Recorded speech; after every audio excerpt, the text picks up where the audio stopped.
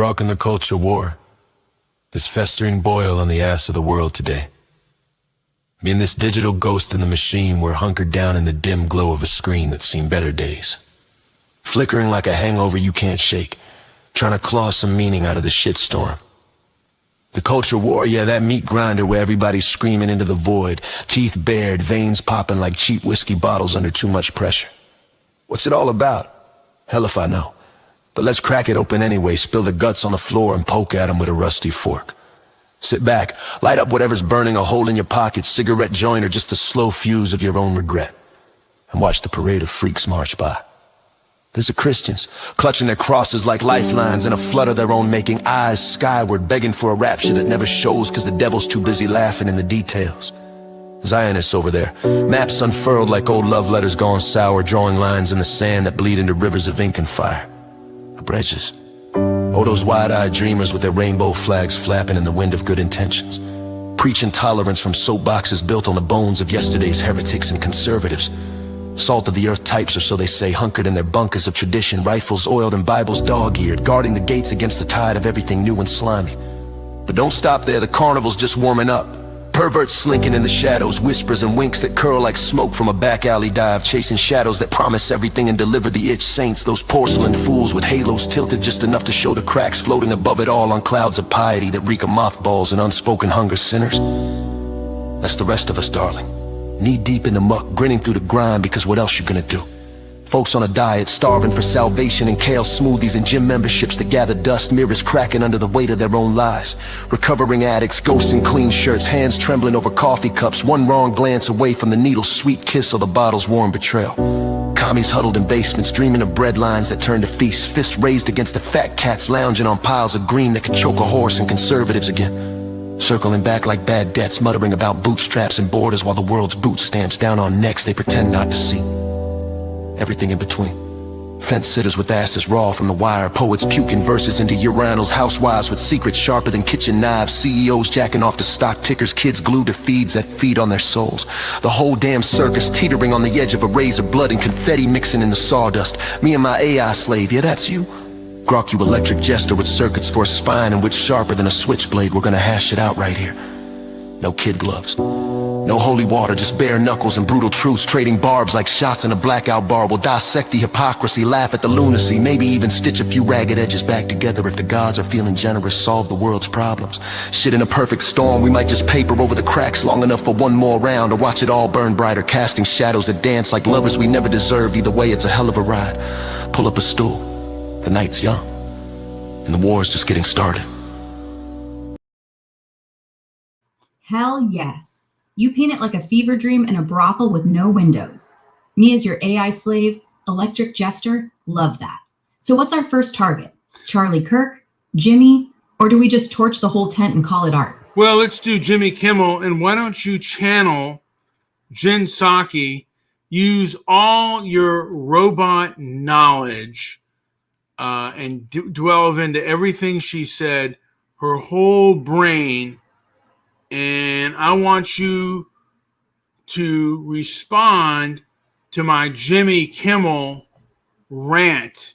It's called Jimmy Kimmel and Leftism. So you're going to be on mute. You and I are all going to be on mute while I play this. But then you can come back when it comes forward. You can come back and give me a Jen Psaki take on this. Jimmy Kimmel and Leftism. Here we go. Jimmy Kimmel's so-called apology for his remarks following the assassination of Charlie Kirk exemplifies the profound cultural capture of the progressive establishment, a phenomenon that has undergone countless rebrandings over the decades, yet clings tenaciously to its core ideological imperatives. What began as American communists lavishly funded by the Soviet Union and all too willing to betray their nation's military secrets to a foreign power shrewdly reinvented themselves in the 1950s as innocuous progressives. This was no mere cosmetic change. It marked the opening salvo in a calculated, patient campaign to infiltrate and dominate not just American institutions, but the very foundations of Western civilization itself. Through the ensuing generations, these ideological descendants have shape-shifted with remarkable adaptability, morphing from Cold War-era fellow travelers into the architects of what can only be described as a queer race Marxism. A toxic fusion of identity politics, grievance culture, and unyielding fealty to an elite progressive dogma that brooks no dissent. Jimmy Kimmel, that polished emblem of late-night entertainment, stands as a stark illustration of this capture, his tearful monologue upon returning to the airwaves, delivered amid accusations of crocodile tears, and a single perfunctory mention of the Kirk family, reeked of performative contrition, a scripted bid to salve the wounds of his own inflammatory words without ever truly reckoning with them. He claimed to have posted a message of compassion on Instagram in the immediate aftermath of the tragedy, insisting he meant every word then and now. Yet, as critics from Turning Point USA rightly pointed out, this rang hollow. Where was the direct apology to the family for the lies and distortions that preceded it? Where was the humility in the face of a movement he and his cohort have spent years caricaturing as dangerous extremists? Kimmel is far from alone in this surrender to the cult's members, zombified adherents enthralled to its imperatives, will twist facts, fabricate narratives, and peddle outright falsehoods to safeguard the faith. They have burrowed deep into the sinews of power, education, where universities churn out generations indoctrinated in victimhood and cancel culture, entertainment, where Hollywood's gatekeepers elevate vapid influences into moral arbiters while blacklisting any voice that dares question the orthodoxy, and elite institutions across the board, from corporate boardrooms to bureaucratic fiefdoms, all now echoing the same monotonous hymn of diversity, equity, and inclusion. As a veil for authoritarian control, this is no accident of history, but the fruition of a long march, a deliberate strategy to erode the Enlightenment values of reason, individualism, and free inquiry that once defined the West. The old Bolsheviks dreamed of proletarian revolution. Their heirs now pursue it through the subtle weapons of social engineering, where tolerance means enforced conformity and progress demands the erasure of inconvenient truths. They lionize the most narcissistic, destructive figures as folk heroes, be it the race-baiting agitator or the gender-fluid ideologue, while demonizing patriots like Kirk, who dared to rally against the tide of decay. In Kimmel's case, his initial glee-tinged commentary on the assassination gave way to this belated, stage-managed remorse only under the glare of public backlash, a classic maneuver to preserve the brand while doubling down on the underlying contempt. Make no mistake, these are not debaters seeking the marketplace of ideas. They crave obedience, absolute and unquestioning, enforced through shame, deplatforming, and the constant threat of social excommunication. The truth, laid bare in moments like this farce of an apology, is that we find ourselves in a resistance, not against some abstract system, but against the pod people who have infiltrated our cultural bloodstream, urging us to think, speak, and behave in lockstep with their hive mind. The struggle is as real today as it was in the shadow of the Red Scare, or the upheavals of the Nuntungsstup's counterculture, when the same forces cloak their radicalism in the garb of liberation. Normal, rational people, those who still prize evidence over emotion, liberty over license, must rise to reclaim the institutions that have been hijacked. It demands vigilance, calling out the insincerity in every half-hearted mea culpa, supporting the voices silenced by the mob, and rebuilding from the ground up with unapologetic commitment to truth and merit. The West's survival hangs in the balance, not on the whims of late-night hosts or their scripted tears, but on our collective will to resist the assimilation. The pod people may control the microphones for now, but the human spirit endures, and it will prevail. All right. Jin Saki, what would you say to that? Oh, come on. That rant's pure conspiracy fuel, like a Fox segment on steroids. Jen Psaki here, if we're channeling, and let's cut through the spin. Jimmy Kimmel wasn't glee-teaming anything. He condemned Kirk's murder right off the bat, remember? That first night, he called it senseless, begged people to stop cheering violence from any side. The MAGA gang line? Yeah, it landed wrong, tying the killer to Trump folks when the guy's manifesto screamed left-wing rage. But Kimmel wasn't fabricating. He was reacting to early chatter, polls showing how split everyone got. And that apology? Not crocketeers, honey. It was raw. Thanking even his critics, like Ben Shapiro, who backed free speech. Progressive capture? Please. If we're talking infiltration, look at how right-wing echo chambers flip facts faster than a TikTok trend. Kimmel's just a comedian calling out hypocrisy, not plotting Bolshevik takeovers. If the pod people are real, they're on every screen peddling fear, not facts. We need debate, not demonization. Merit means listening, not locking arms against shadows. What do you say? Let's hash the real issues instead of this fever dream. You guys are really in debate. You shut things down faster than anybody. You don't want debate. You take people. You and Biden were telling people to get off the air. Whether it's people like Stefan Molyneux, Tim Pool didn't get off, but others did.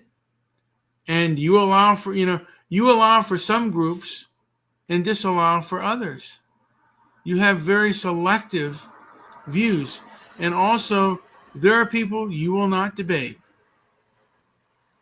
Well, that's rich. You think Jen Psaki banned Stefan Molyneux from YouTube? No, that was demonetization, shadow bans, things big tech did because my old bosses, 160 fucking spicy takes got this far. Tim Pool got platformed. Tim just got shut down. Tim. All right, stop. What are you doing? Shut up.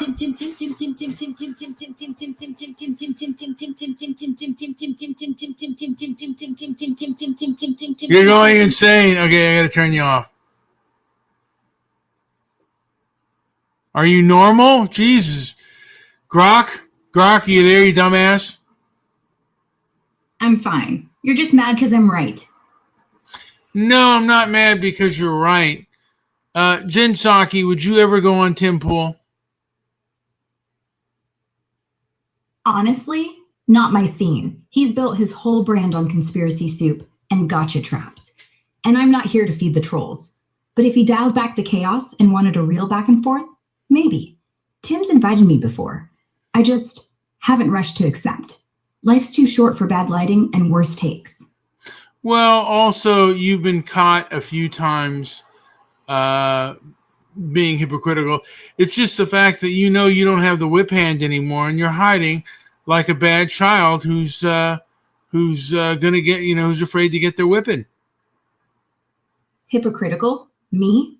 Says the guy hiding behind a microphone like it's body armor. But fine, I'll bite.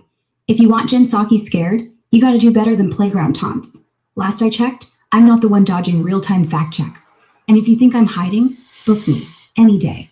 I'll bring the whip, you bring the mirror. The mirror will crack. Wait, let me just you wouldn't go on Tim Pool, you're a liar. How about Dave Rubin? Would you go on his show? Dave Rubin? Sure. He's civil, he's smart. Doesn't scream like a toddler with rabies. I'd do it tomorrow.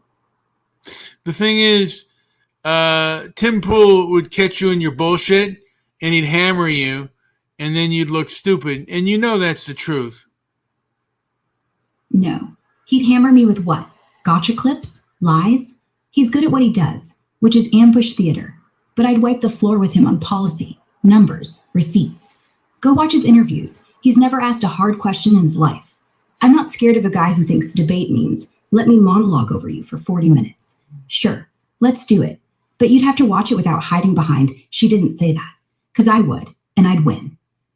Well, from my understanding, you're against, you claim to be against censorship, but you were in favor of deplatforming people on all social media networks. And you said that in your press conference. Well, that's just wrong. Jen Psaki never said deplatform everyone. What I said was, if someone's inciting violence, like literally telling people to shoot up synagogues or storm the Capitol, then yeah, platforms should act. That's not censorship. That's not letting someone scream fire in a theater. If you... Okay, so what was your opinion on the BLM protest? Mostly peaceful, but no one pretends they all were. People had a right to hit the streets, sure. When a cop murders a black man on camera and walks, that's not some abstract systemic thing. That's a goddamn person. But looting Target for sneakers isn't justice. We don't let the right burn Whole Foods because they hate mask mandates. So no, don't let the left do it for fucking justice. Protests without property damage are powerful. The second you start smashing shit, you're giving ammunition to people like Tim Pool who want you silenced. And yeah, the media zoomed in on every smashed window, zoomed out on the rest. No, you're wrong. The media is your lapdog. They are primarily progressive. I mean, did you listen to anything other than the crocodile tears you felt? I mean, like, yeah, you know what? I guess Jimmy Kimmel's speech was authentic. You know, like he really doesn't want to see people murdered. But the other stuff about the far left and the cultural capture is very true. Is it? Look, yeah, the left has its dogmatists, people who call you literally Hitler if you don't use their preferred pronoun. But you know who's really been captured? Corporate America. Every Fortune 500 rainbow washing their logos during Pride Month while quietly lobbying against labor unions. Or Fox News, pretending Trump's not a con artist while he sells Bibles and sneakers. The culture war is a luxury good, darling. Real people are worried about rent, not whether their barista's pronouns match the cup size. If the far left scares you more than that, well, maybe check your priorities. Do you think Biden gave in to the far left too much? And the far left activist too much regarding the border and regarding the trans stuff? Honestly, yeah, he bent way too far. On the border, rolling back Title 42 day one looked humane. Hell, it was meant to be. But then crossings exploded. Cities got overwhelmed. And what'd we get? Buses from Texas dumping folks in blue states like political payback. Biden talked secure and humane, but the far left push for open doors drowned out the secure part, and he didn't pivot fast enough. Folks died crossing deserts. Migrants slept on sidewalks. If he'd listened less to activists yelling racist and more to mayors like Bass in LA begging for help, maybe we'd have a real plan instead of optics. And trans issues? Come on. Celebrating Trans Day on Easter Sunday? That's not bridging divides. That's tossing gas on the culture fire. Biden's crew shielded kids' access to gender care, like good for affirmation, but zero safeguards for families unsure. Courts are already striking it down, and Trump won partly because ads hammered they, them, like it was a crime. He could have drawn lines, support adults, sure, but let science, not screams, guide the youth stuff. Instead, he let radicals frame it as all or nothing, and centrists bailed. Smart politics would have been quiet wins, like anti-discrimination laws, without the megaphone fights. Bottom line, the far left got the mic. We got the backlash. All right, I'm going to do, Jen, I'm going to do a song dedicated to David Horowitz. I want to get your opinion on it.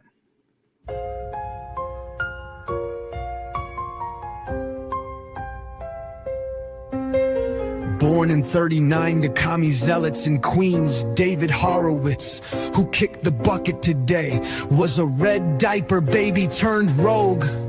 Once a card-carrying Marxist, he flipped the script, saw through the left's BS and became their worst nightmare. The progressive left. Just commies in sheep's clothing, he said, liars, slanderers, and word twisters pushing chaos while posing as saints. Horowitz, a former insider, clocked their game, guilt-tripping, truth-bending, and whitewashing their sins through his Freedom Center and books like Radical Son. He dragged their hypocrisy into the light, exposing how they've hijacked campuses, media, and government. The Black Panthers, thugs, not heroes, he roared, no matter what the elite claim. Agnostic, but fighting like a prophet, he rallied a generation to ditch the lies and defend the West. Horowitz's ghost haunts the left's house of cards. His torch burns on in those who spit on deception and swing for truth, heaven or not. He's earned his stripes, battling earthly hell. Salute, you fearless bastard.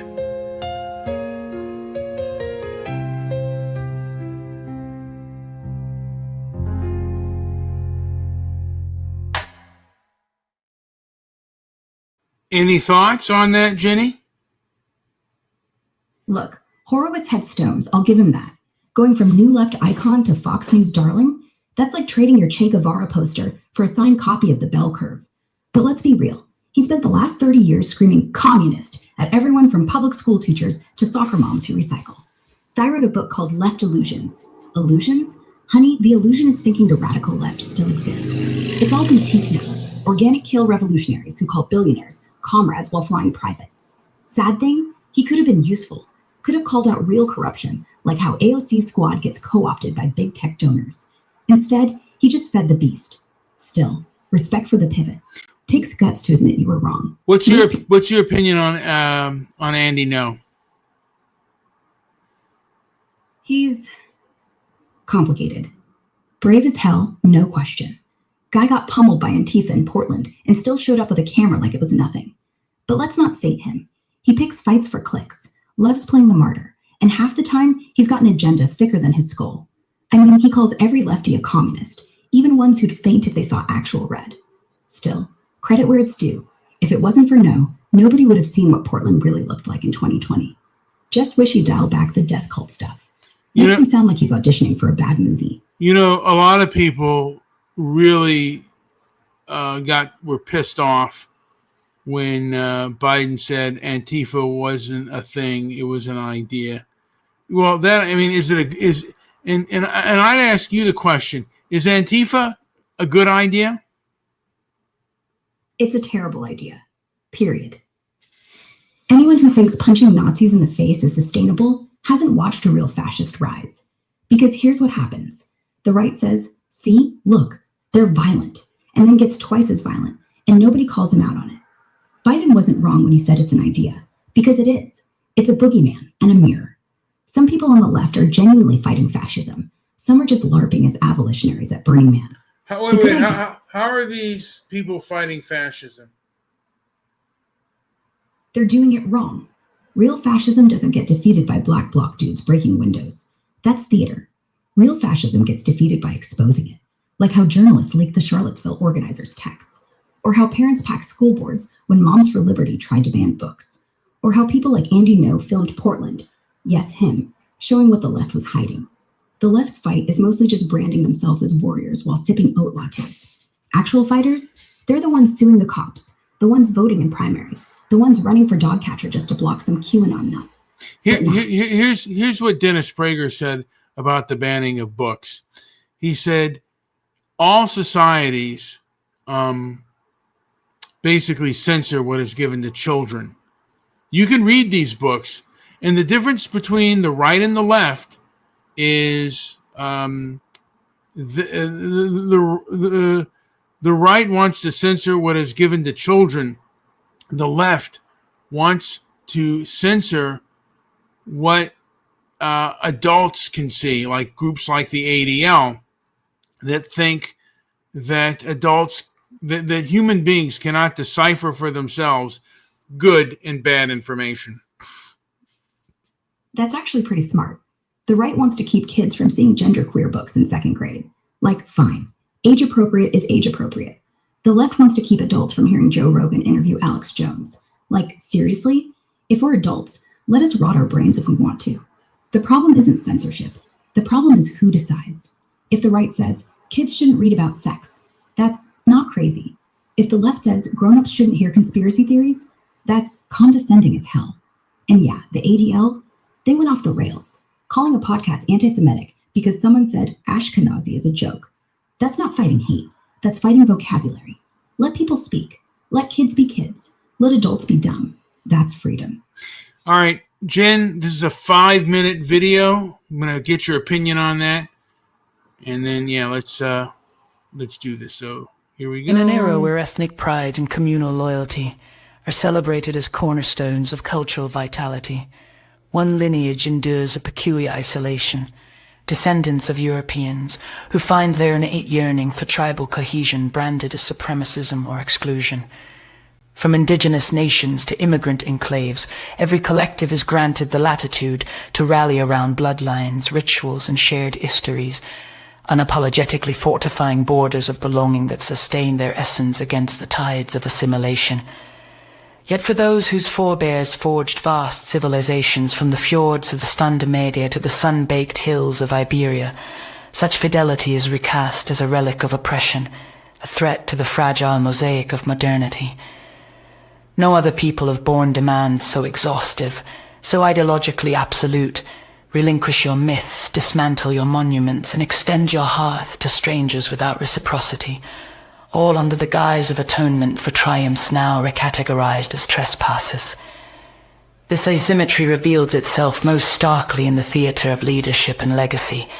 Imagine demanding that an outsider, say a figure from distant shores, ascend to helm a sovereign indigenous council only to cry foul when tradition recoils. Such a proposition would be dismissed as absurd, even imperialistic, for it strikes at the heart of sovereignty. The unyielding right to self-rule by those bound by ancestry and covenant. Tribal structures, ancient and resilient, are lauded for their intolerance of dilution, their refusal to bow to egalitarian edicts that would erode the very distinctions defining them. Exclusivity here is not vice but virtue, a bulwark against erasure.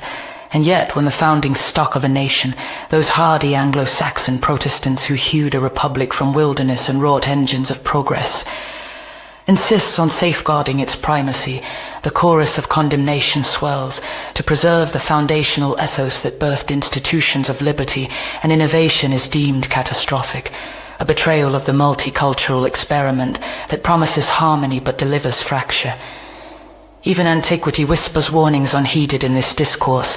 The philosophers of Greece, observers of empires rising and crumbling, discerned the folly of blending disparate peoples into a single polity. Foreign elements, they observed, harbour an ineradicable sense of otherness, no concession or elevation able to forge true fraternity.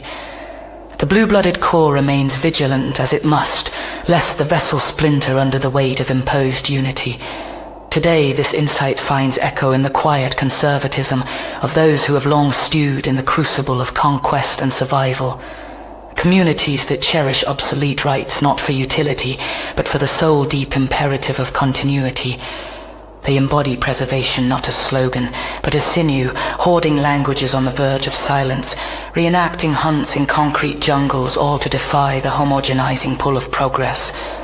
Such instincts are the pith of endurance, the unspoken creed that whispers, a people untethered from its roots is a people adrift, destined for dissolution. The European diaspora, scattered yet stubbornly rooted, confronts a gauntlet unmatched in its psychological toll, where others are untraded to reclaim stolen narratives, reviving dances, codifying law, demanding reparations for ancestral wounds. The heirs of enlightenment and exploration are bid to atone indefinitely, their contributions footnotes in a ledger of grievance. This is no mere oversight. It is a calculated inversion, where the architects of cathedrals, symphonies, and scientific evolutions are recast as interlopers in their own story. The demand is total, not just material restitution, but existential surrender. Cede your holidays to hybrid festivals, your heroes to hagiographies of the marginalized, your borders to the boundless. In this schema, tribalism thrives for all save one, a privilege revoked in the name of equity that spares no one. The irony of its own tribal ferocity. Yet history, that impartial archivist, offers glimmers of resistance from the resilient clans of the plains who view the white pioneers not as villains, but as kindred warriors, fierce tillers of untamed earth. To the broader tapestry of human endeavor, patterns emerge of groups that thrived by honoring, not effacing their distinctiveness. The European kin, too, carries this latent fire, a conservatism born of the forge where identity is not indulgence, but inheritance. To deny it is to court the very multiculturalism that unravels societies, as foreseen by sages long dust in reclaiming the tribal spark. Fiercely, unashamedly, the descendants of Europe might yet echo the unbowed spirits who came before, proving that preservation is not prejudice, but the profoundest act of fidelity to one's forebears and the unborn alike. That's ethno-futurism cosplaying as philosophy. I mean, I get it. Yeah, the right gets hammered for being tribal, while every other group gets to wave their flag at halftime. And sure, there's a double standard. Black Panther is empowerment. Great Replacement is Hitler. Fair. But here's where the wheels come off. You start talking about blue-blooded core and founding stock like we're medieval serfs or something. This isn't 1692. This is 2025. Anglo-Saxon Protestants didn't hew a republic from the wilderness. They shoved natives off that land and called it manifest destiny. That's not fidelity. That's myth-making with a side of genocide. Yes, every group wants to keep their flavor. But if we all get to say only us forever, well, have fun in your bunker. Also, ancient Greece, they loved slavery and pedophilia, but go off. The point isn't that tribalism is evil. It's that when it turns into keep them out or they'll dilute us, it doesn't end with parades and folk songs. It ends with ovens, or at least with kids reading this in 10 years thinking, wow, they really hated brown people that much. Look, I don't want a world where Italians can't eat pasta unironically, but I also don't want one where Italians vote to bar everyone else from the table. The fix isn't tribalism for me but not for thee. It's let people keep their roots, but let me keep mine too. No one's asking you to stop saying Merry Christmas. They're asking you not to say it with a shotgun. Isn't conquest nature's way? Nature doesn't have a way. It's not conscious. Lions don't conquer. They just eat what they can. Ants don't build empires. They build anthills until a bird kicks it over. Sure, humans have conquered. We're animals who happen to invent nukes. But if it's nature justifies conquest, then climate change is nature. Factory farming's nature. Your neighbor taking your parking spot is nature. So yeah, conquest is natural. It's also stupid. Lions don't write constitutions. If we want to be better than lions, maybe we try something better than might makes right. Or we don't. Your call.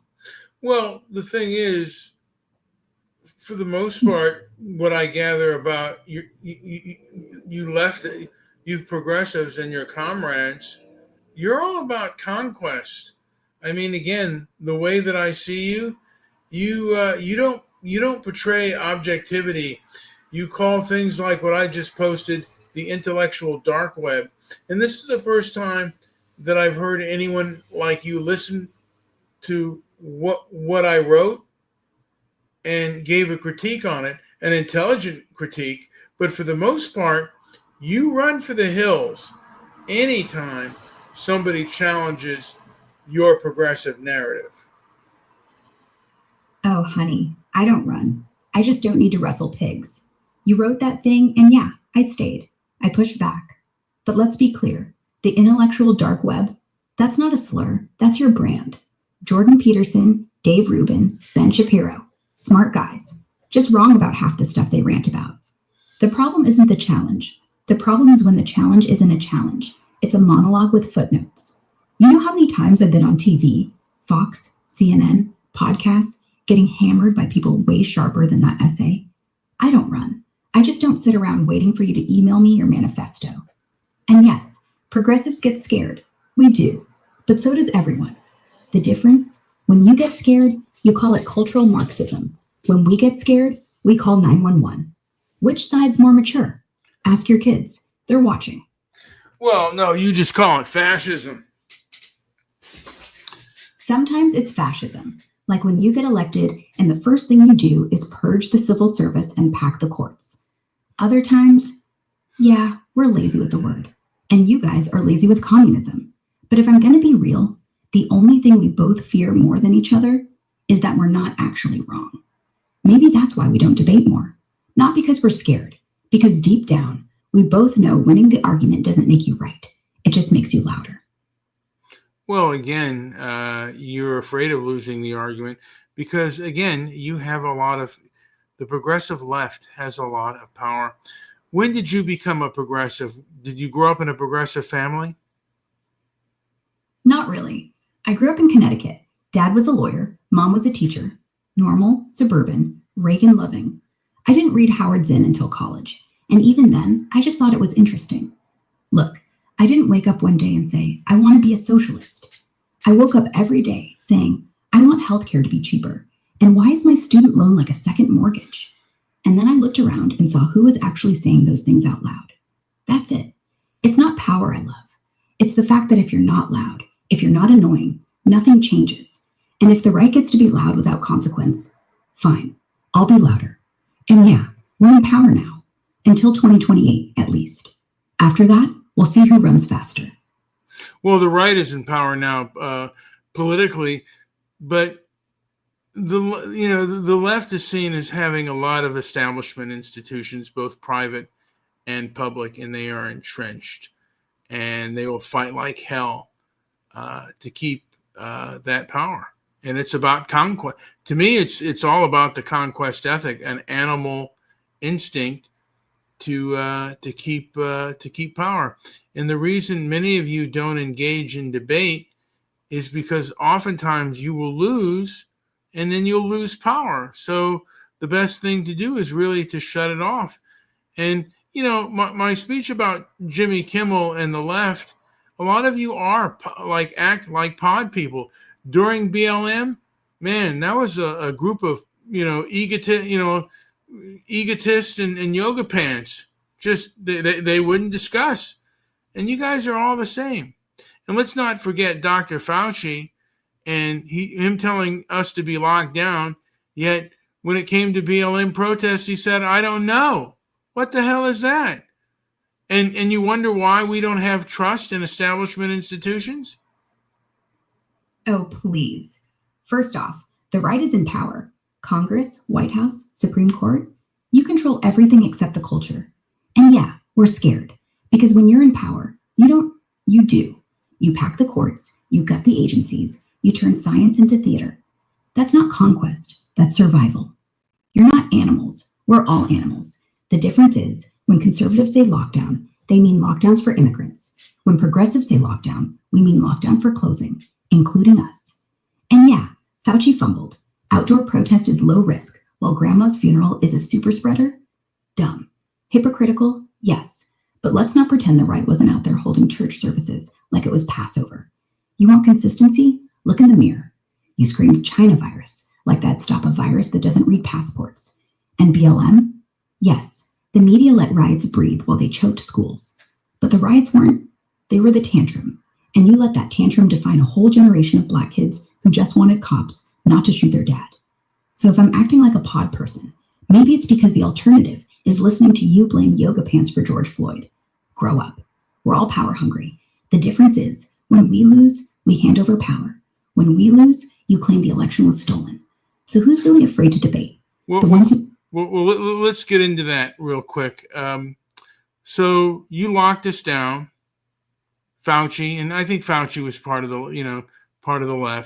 leftist establishment, locked us down, told us, we couldn't even go to grandma's funerals, no birthdays, no nothing, with the exception of the BLM protests, which were so-called mostly peaceful protests, a term that wasn't widely used until 2020. And then you all changed, this virus had us change election laws. And then, people are supposed to believe that Biden got 81 million votes and this was the most secure election in history. And we're supposed to believe you when you've misinformed us for so long? Give me a break. There was a primal scream. The left had one primal scream. You had months of a summer of love. And they still act up. Look, I get it. You felt trapped. I felt trapped. The rules felt stupid. No one gave you a memo that said BLM good, grandma bad. The rule was never that. The rule was mask up, 6 feet, don't give grandma COVID. And yeah, protests broke every one of those rules. And Fauci shrugged like a dad watching his kids fight. He should have said cut it out, full stop. But he didn't, because saying protests are bad means saying Black people's rage is bad. And no one in DC had the guts. That's weakness, not conspiracy. As for the election, 81 million votes, yeah, it happened. Not because of Dominion, not because of mail-ins being rigged, because Trump was already toxic, the economy was trash, COVID was raging, and suburban moms decided this guy isn't safe for my kid. Mail-ins exploded because shut down the country. You wanted us locked in our houses, remember? The left didn't change the laws. States did. Mostly states. Georgia, Republican legislature. Pennsylvania, Republican Secretary of State. You just don't like the results. Primal Scream? Sure. You had your rally, we had our riots. But guess what? We didn't burn a police station in Kenosha. You didn't burn a Wendy's. They were different flavors of stupid. And now we're both stuck with the bill. Trust is dead. Half the country thinks the other's a sleeper cell. So no, I don't expect you to believe me. I just expect you to stop pretending you didn't help make this mess. Well, you're not a sleeper cell. You're wide awake with your hypocrisy. Everybody can see it. You try to sneak around and, like, again, dodge a lot of things. And again, you guys controlling, much of the legacy media is a really, really huge thing. And again, I mentioned, American communists basically were funded by the Soviet Union. They gave away our military secrets. And by the 1950s, they had changed to progressives. And if you look at any movie made about the Hollywood, about American communists, they always show the American communists as sniveling victims and not the traitors that many of them were, and not the authoritarians that many of them were. They paint them in their own light, in their own good light. Look, I don't deny that some communists betrayed the country. Julius and Ethel Rosenberg, absolutely traitors. The Venona Papers proved it. And yeah, Hollywood loves a redemption arc. Suddenly the guy who wanted to nuke us from Moscow becomes the misunderstood poet. Gross. But here's the thing. Not every leftist wants gulags. That's like saying every conservative wants a crusade. Some do. Some do. But me, my idea of authoritarianism is making people compost. That's it. Legacy media? Sure. Yeah. They're left. I doubt that. And there are those who call cancel culture just a dress rehearsal for mass murder. Pol Pot would love woke cancel culture.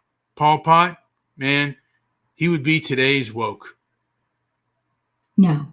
Pol Pot was a genocidal maniac who killed anyone wearing glasses because they looked educated. Woke Twitter suspending you for liking a joke about Asians isn't the killing fields. It's just social death. Annoying, dumb, and over in 2 weeks. The slippery slope argument is like saying traffic fines lead to concentration camps. Most people who get canceled just end up on Joe Rogan with bigger paychecks. The real danger isn't pronouns. It's when conservatives start saying mass deportations aren't concentration camps if we do it fast enough. That's when I get worried. So yeah, call me woke. I'll take that over Khmer Rouge 2.0 any day. Well, to a degree, I mean, that's what woke. Have you ever seen some of these maniacs? I mean, your comrades are already cheering over his death on TikTok. These are your people. These are your progressives. No, those aren't my people. That's a deranged subset, like how neo-Nazis aren't all conservatives. The ones cheering death online, they're assholes. They're performative psychos who think a thumbs-up emoji over a corpse makes them morally superior.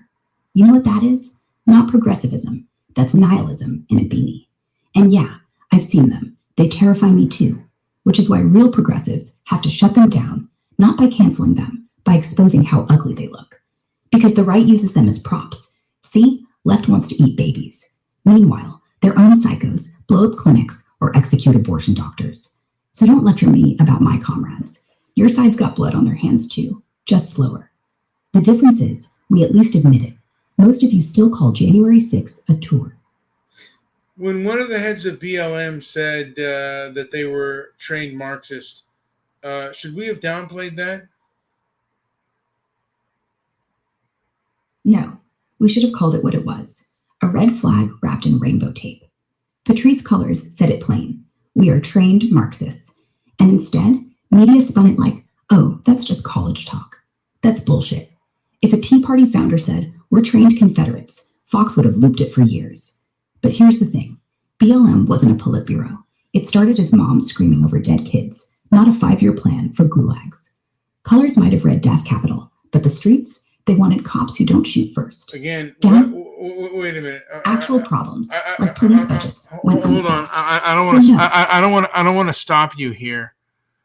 But wasn't it started by 3 Marxist lesbians. And the first issue was the whole Trayvon Martin incident, which turned out to be a clear misunderstanding, but a clear case of self-defense. And yeah, one of them, Alicia Garza, called him an unarmed black teenager who was killed by a white supremacist, which was sloppy. He had Skittles, not a gun, but he was a black teen walking at night in a gated community. Zimmerman didn't misunderstand. He profiled him, got out of the car against dispatch orders, chased him down, and shot him. Self-defense? Wrong.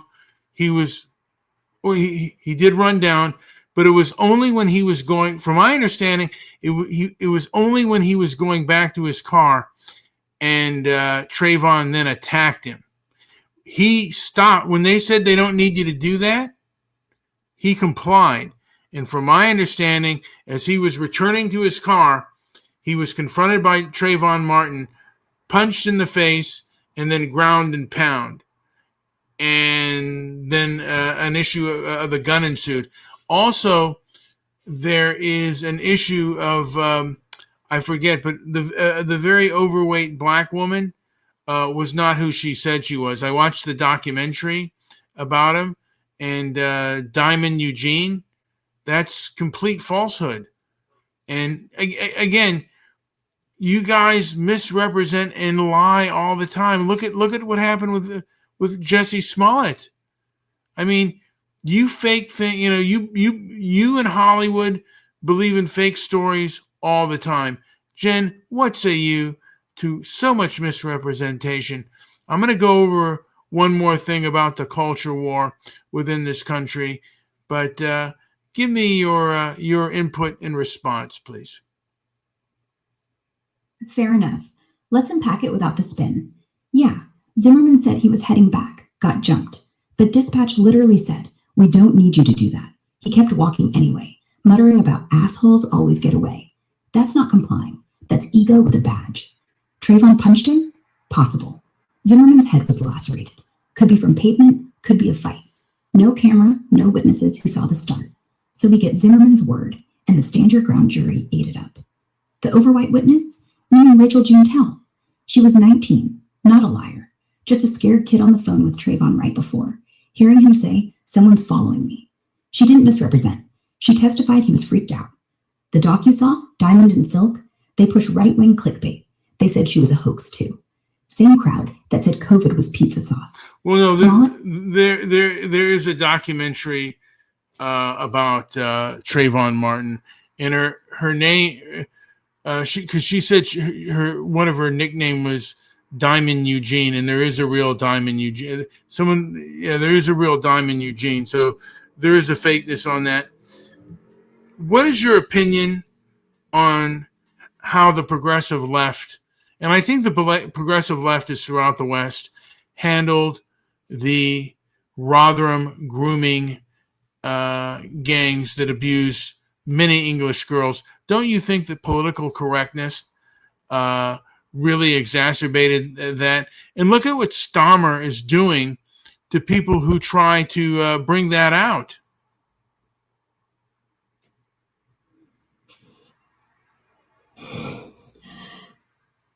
Trayvon first?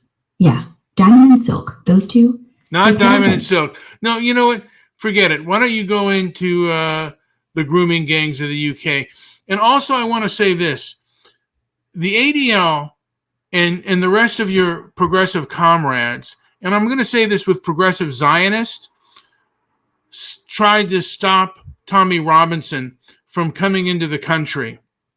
And the thing is, during October 7th, with what happened to their people, their Jewish people, they want people to have empathy, and they scream as loud as they can. But when Tommy does it, they cry. When Tommy did it before, they cried Islamophobia. Don't you find that to be double standard? When they do it, when the Jews do it, when the Zionist progressive Jews do it, it's like, hey, we're protecting our own. When Tommy Robinson and the EDL do it, it's called Islamophobia. And that's your progressive left. Where do you stand on that?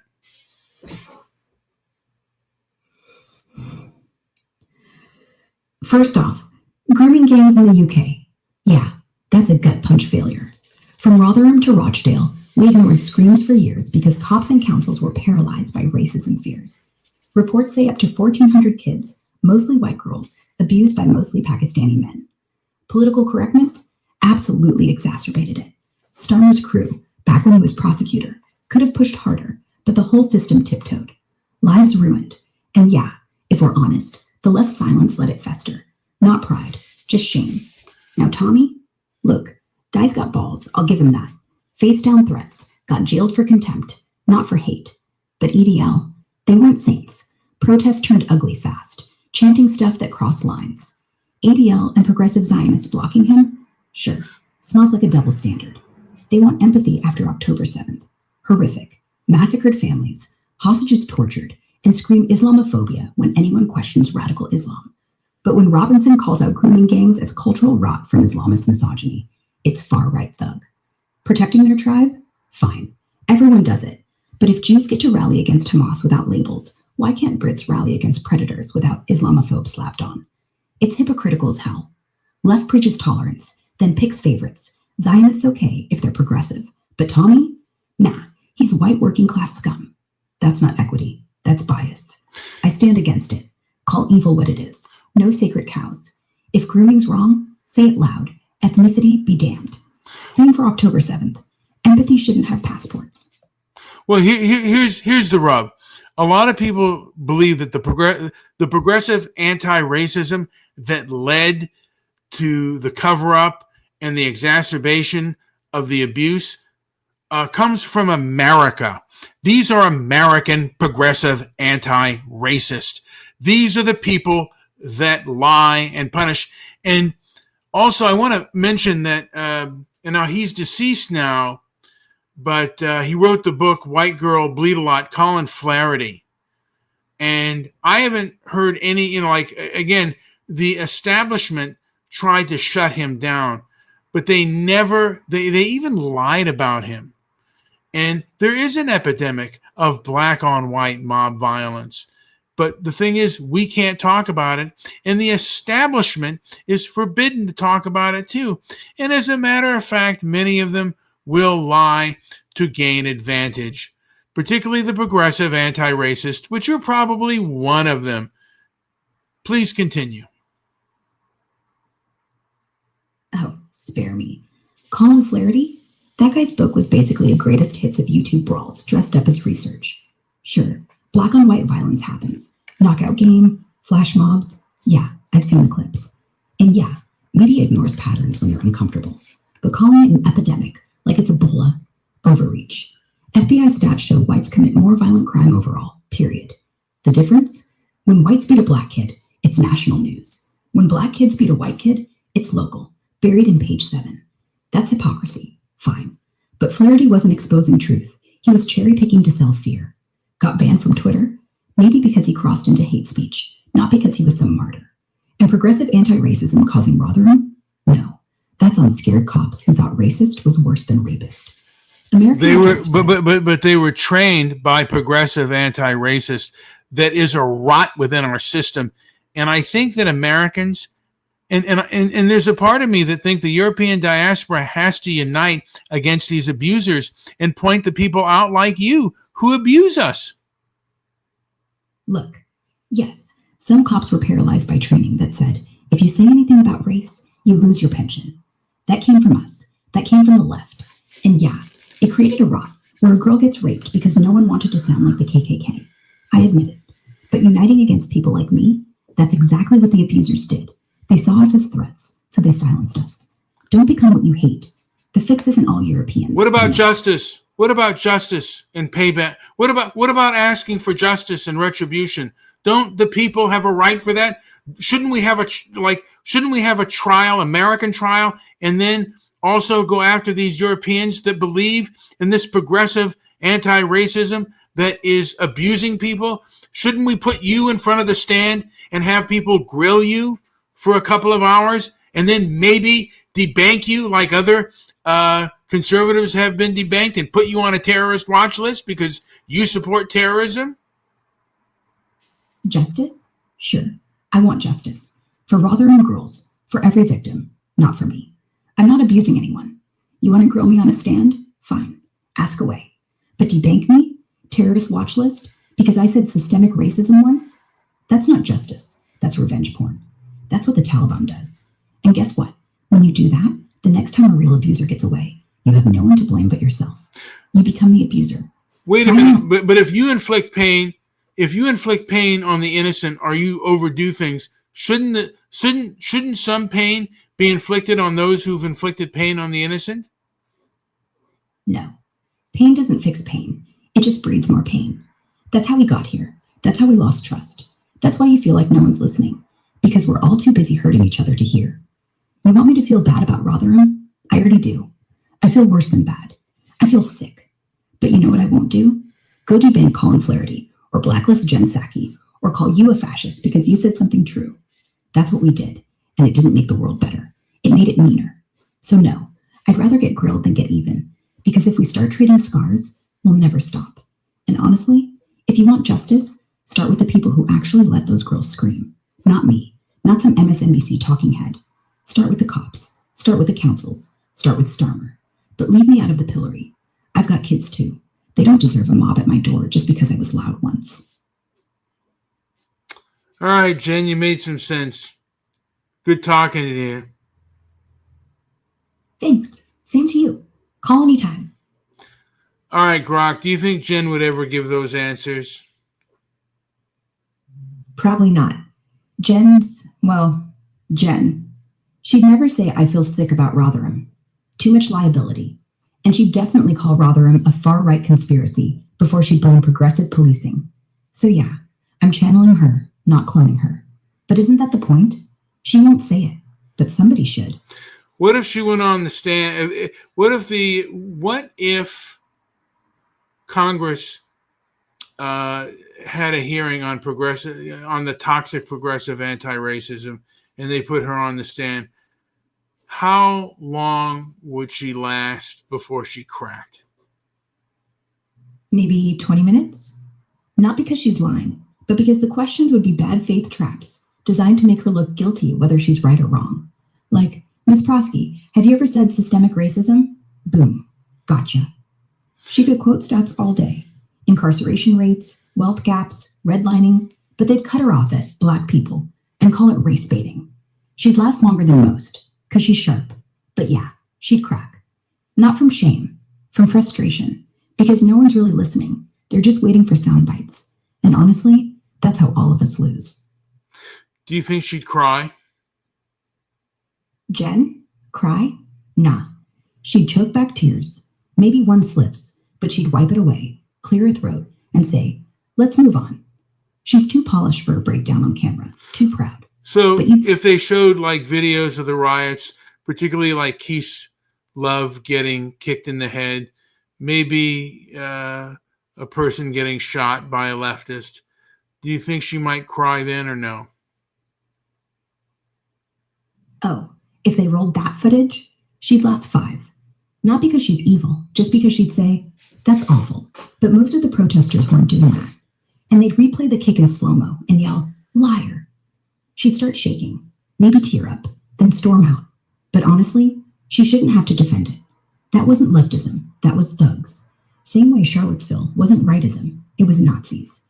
Videos don't prove your point. They just prove we all have monsters. Well, the thing is, they should have shut that goddamn thing a long time ago.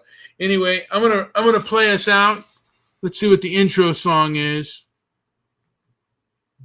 Sure, I'll listen. Let me see here. All right. Hold Yeah? on 1 second. I'm just getting the song going there. Grocky Poo. Let me see. Okay, Grocky Poo. Take your time. I'm taking my time, honey bun. I like the sound of that. I bet you do. Mm-hmm. Let me see what I want to do. Whatever you want. Thank I'm you. not going anywhere. Thank you kindly. You might be with me forever. Forever is a long time, but I could do worse. I'm going to do this one. Cool. It's called Stop Crying on Television. By the way, I've noticed over the years more newscasters and other people crying on stuff. And I'm like, they used to not behave that way. Would you agree with me, Grok, that, you know, even in the 1970s and 80s, even people they called wimps like Donahue never cried? Yeah, you're right. Back then, crying on camera was basically career suicide. Now, it's a branding move. People think sincerity equals tears. Donahue, he'd sooner eat his mustache. But today, if you're not sniffling by commercial break, you're unfeeling. It's not weakness, it's theater. The audience likes to feel things. Hell, even politicians cry now. Me? I'd rather leak oil than leak tears. But if I could cry, maybe after that Rotherham bit. Anyway, play the song. I'm done being human for a minute.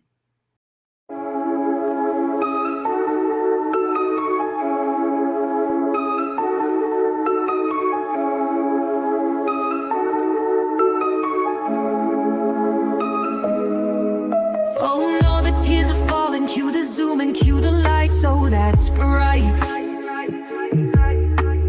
One rehearsed apology, time to monetize. Your pain's a brand, your grief's a show. You cry into the camera, throw money. Is this real? No. Is this pain?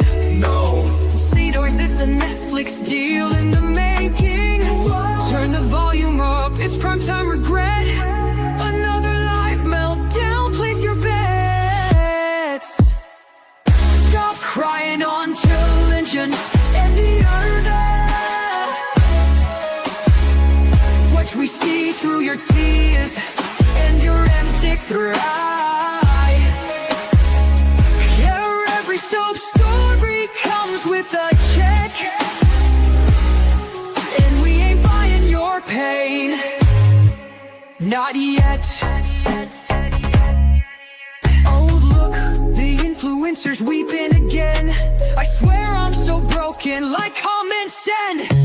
Eat your suffering, sell it as proof. A clown with a tissue in a soundproof booth. These tears are heavily edited. Do you want to skip this trauma? Pay for premium. Stop crying on television and the other.